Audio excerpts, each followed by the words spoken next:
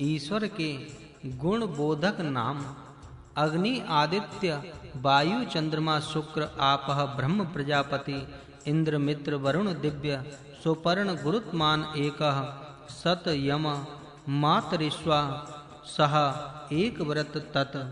इस प्रकार अन्य नामों के विषय में भी जानना चाहिए, अर्थात ये सब नाम उसी एक ईश्वर के अनेक गुणों का प्रकाश करते हैं। इस प्रकार प्रथम मंत्र का भाव देखने के पश्चात अब द्वितीय मंत्र देखेंगे। उसी विशेष तेजस्वी पुरुष से काल के अवयव और सब गति होती है, परंतु इसको ऊपर नीचे अथवा बीच में सब प्रकार से कोई भी यथावत जान नहीं सकता। इस द्वितीय मंत्र में निमेष शब्द आता है, जिसका अर्थ समय का हिस्सा है। हल चल गति भी उसका एक अर्थ है। स्वभाव से जो आँखों के पर्दे उखड़ते ढकते हैं, उसी प्रकार गति के लिए यह शब्द प्रयुक्त होता है।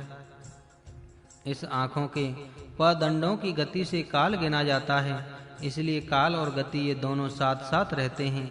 आँखों के पर्दों का हिलना प्राण जीवन रहने तक ही रहता है, इसलिए निमेष शब्द प्राण जीवन का बोधक होता है।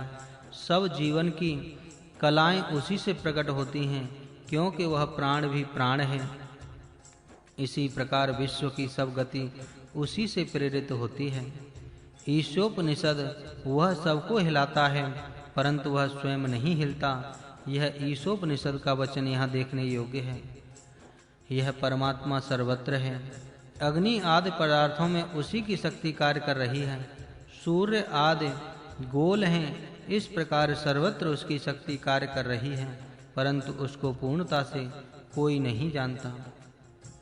इसलिए कहा है, अनेज देकम मनसा जवीय नैन देवा आप नवन पूर्वमर्शत। वह न हिलने वाला एक ईश्वर मन से भी वेगमान है। देव शब्द के अन्य अर्थ विजय की इच्छा करने वाले, व्यवहार चतुर, तेजस्वी, सुंदर, संचालक, विद्यावान लोग, इनसे भी ईश्वर जाना नहीं जाता। उसको जानने के लिए विशेष प्रकार का जीवन व्यतीत करना चाहिए। विद्युतः विशेष तेजस्वी पुरुषः शरीर रूपी पुरी में रहने वाला जीवात्मा तथा सौ विश्व रूपी पुरी में रहने वाला परमात्मा। इस प्रकार द्वितीय मंत्र का विचार करने के पश्चात तृतीय मंत्र देखिए। उसकी कोई प्रतिमा नहीं, जिसका यज्ञ महान है। उस एक ईश्वर के लिए कोई उपमा अथवा प्रतिमा नहीं। उसका वर्णन हिरण्यगर्भ माहिंसातीत। उस परमेश्वर के लिए कोई उपमा नहीं, न उसकी कोई प्रतिमा है। उसका वर्णन जिस मंत्रों से होता है, उन मंत्रों का अर्थ नीचे दिया गया है। जो बल देने वाला और सबके शासन का करने वाला, पृथ्वी का जनक है, उस आनंददायक देव की आत्म अर्पण से पूजा हम सब करें।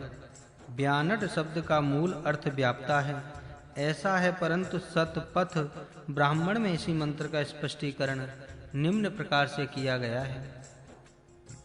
उक्त यजुर्वेद के मंत्र के स्थान में ऋग्वेद में यह मंत्र पाठ है, और मामा हिंसित के स्थान पर मानो हिंसित हम सबकी हिंसा न करें, ऐसा पाठ तथा सत्य धर्मा व्यानट के स्थान पर सत्य धर्मा जजान ऐसा पाठ है।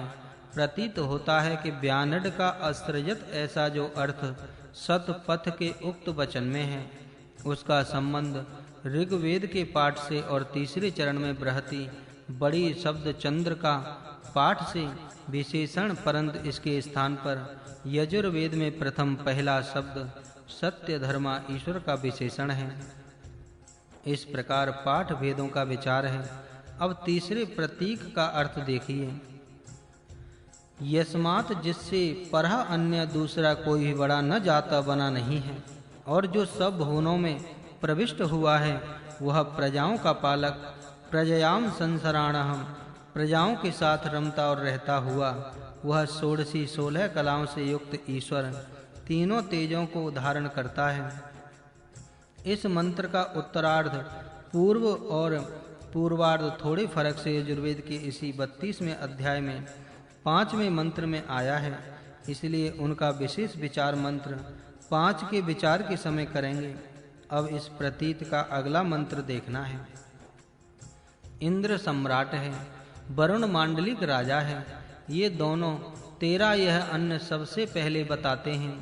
उसका अन्न अनुबक्षयामि, उनके पश्चात खाता हूँ। जुषाणाम सेवा की हुई बाघ देवी भगवती वाणी प्राण के साथ सोमस्य शांत पुरुष को तृप्त करता हूँ और स्वाहा अर्पण करता हूँ। इंद्र बल का और वरुण वरिष्ठता अर्थात श्रेष्ठत्व इसका मांगलिक राजा है। प्रत्येक सद्गुण में विशेष उन्नति साधन करना श्रेष्ठत्व का तात्पर्य है। पल और श्रेष्ठत्व ये दो साधन हैं। जो यह जानता है वह भोग प्राप्त होने पर उस भोग को प्रथम अपनी बल बुद्धि के लिए, बाद में स्वयं भोगता है। तथा वह पुरुष वाणी देवी की अर्थात विद्या देवी की उपासना करके अपने शांत स्वभाव को सदा तृप्त रखता है। यह सब साध्य होने के लिए बड़े आत्म समर्पण अर्थात खुद गर्जी को छोड़ने की बड़ी आवश्यकता है। इस प्रकार इन तीनों प्रतीकों के साथ 7 मंत्रों का अर्थ है। हिरण्यगर्भ, मामा हिंसित, यशमान जाता, ये 3 प्रतीक क्रम से 4-1-2 मंत्र के सूचक हैं। इस मंत्र में कहा है कि उसकी कोई प्रतिमा नहीं है। इसके साथ निम्न अथर्ववेद के मंत्र देखने योग्य हैं। प्रतिमा, उपमा और प्रतिमान। वै मानरस्य प्रतिमोपरि ध्रुवा वज्रोदसी विवाद से अग्नि। विश्व के नेता ईश्वर की प्रतिमा इतनी है कि जितना द्युलोक के ऊपर, जितना रोदसी ऊपर से निचले आकाश में अग्नि ने अंतर बनाया है। इन 2 मंत्रों में जगत के बराबर उस परमात्मा का प्रतिमान है, ऐसा कहा है। विचार करने से पूर्व यह दोनों विधान परस्पर विसंगत प्रतीत होंगे, परंतु वास्तव में इनमें कोई विरोध नहीं है। उसकी कोई प्रतिमा नहीं है, ऐसा कहने का तात्पर्य इतना है कि उसके बराबर शक्तिशाली कोई नहीं है।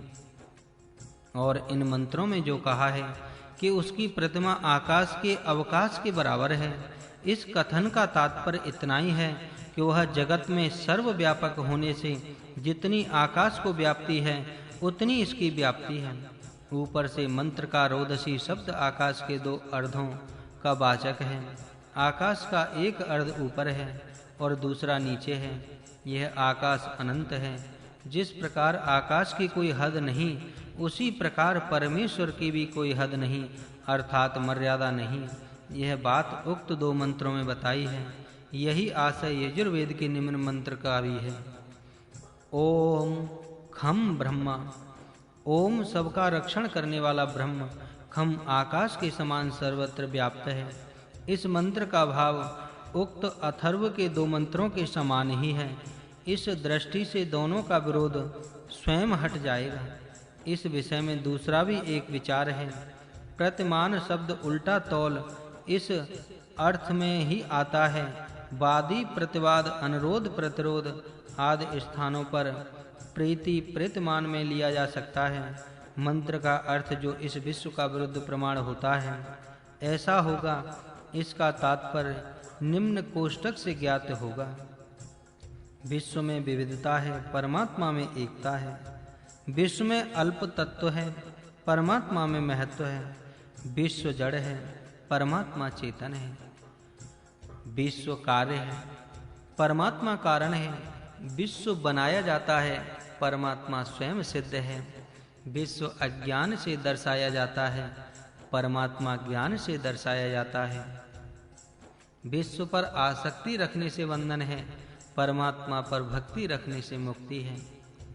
इस प्रकार कई गुणों में विश्व के बिल्कुल विरुद्ध गुण परमात्मा में दिखाई देते हैं। इस हेतु से कहा है कि तू विश्व के विरुद्ध अपना मान रखता है।